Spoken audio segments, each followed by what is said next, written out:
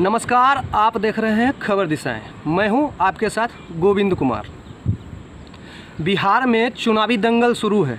ऐसे में नेताओं के द्वारा वादों की झड़ियां लगनी शुरू हो चुकी है। अभी हम वर्तमान में मोकामा विधानसभा क्षेत्र के टाल इलाके में हैं। मोकामा बरहिया टाल लगभग 1 लाख हेक्टेयर से अधिक क्षेत्र में फैला हुआ है। वैसे तो मोकामा में बहुत सारी समस्याएं हैं, लेकिन मोकामा की जो सबसे बड़ी समस्या है वो मोकामा टाल के किसानों की है, जो आज़ादी के 70 साल बाद भी पूरी तरह से प्रकृति के रहमो करम पर निर्भर है। टाल या ताल का मतलब है वैसा क्षेत्र जहां साल में कुछ महीने तक जल जमाव रहता हो। इस पूरे टाल क्षेत्र में रबी फसल, जिसमें मुख्य रूप से मसूर, चना, मटर आदि की खेती होती है। रबी फसल के लिए उपयुक्त समय मध्य अक्टूबर से शुरू होकर मध्य नवंबर तक बुआई के लिए माना जाता है, जबकि फसल तैयार होने में 120 दिन यानी कुल 4 महीने का वक्त लगता है। मार्च से अप्रैल महीने में इन फसलों की कटाई संपन्न हो जाती है। अब अगर बात करें कुछ विगत वर्षों की, तो यहाँ के किसानों की खेती पूरी तरह से चौपट हो चुकी है। बीते साल की बात करें तो मोकामा बरहिया टाल के किसानों के हजारों एकड़ खेत की बुआई तक नहीं हो पाई थी। इसकी सबसे बड़ी वजह देर समय तक इस पूरे क्षेत्र में भौगोलिक कारणों से जल जमाव की स्थिति नवंबर के अंतिम सप्ताह तक बनी रह गई थी। वर्तमान समय में भी स्थिति कमोबेश कुछ ऐसा ही दिख रहा है। आज़ादी के 74 साल बीत जाने के बाद भी यहाँ के किसान आज भी प्रकृति के रहमो करम पर पूरी तरह निर्भर हैं। अगर यहाँ से प्रतिनिधित्व करने वाले सफ़ेदपोश लोगों को इन किसानों की जरा भी चिंता होती तो इस समस्या से कब का निजात पाया जा सकता था। मगर इस क्षेत्र से राजनीति के शीर्ष तक जाने वाले नेता यहाँ के किसानों को सिर्फ अपना वोट बैंक के तौर पर इस्तेमाल करते आ रहे हैं और यहाँ के किसानों को झूठी तसल्ली देकर उनका वोट अपने राजनीतिक फायदे के लिए इस्तेमाल करते रहे। यहाँ के किसानों की खेती में होने वाले आय और व्यय की दोनों में आपको ज़्यादा फर्क दिखाई नहीं पड़ेगा। पूरे फसल की स्थिति अगर सही रही तो औसतन 1 बीघे में 4 क्विंटल किसान उपजा पाते हैं। अब किसान इस फसल को स्थानीय बाज़ारों में ले जाकर बेचते हैं तो सरकार द्वारा तय एमएसपी से भी कम मूल्य पर उन्हें अपनी फसल को बेचना पड़ता है।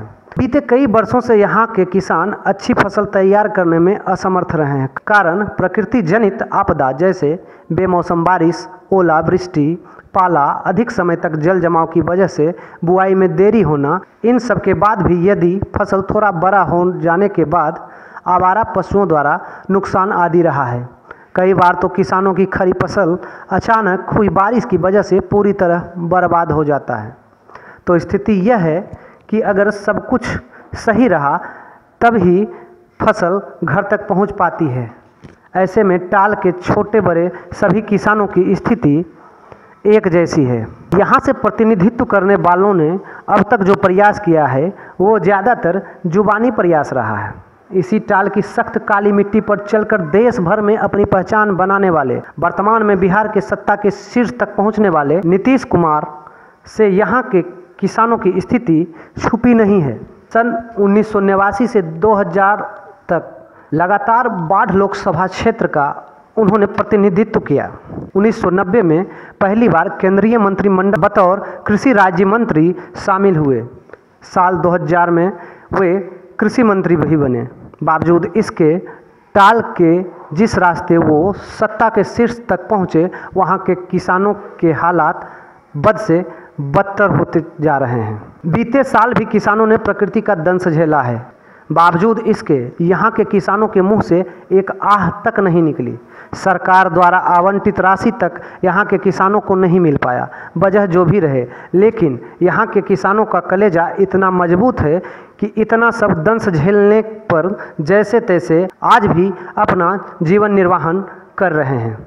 आए दिन देश भर में किसानों के आत्महत्या करने की खबर आती रहती है, लेकिन यहाँ के किसान आज भी आशा में हैं कि उनकी सुध लेने वाला कोई जनप्रतिनिधि या कोई सरकार जरूर आएगी जो इनकी बरसों से चली आ रही समस्याओं को सुलझा सके।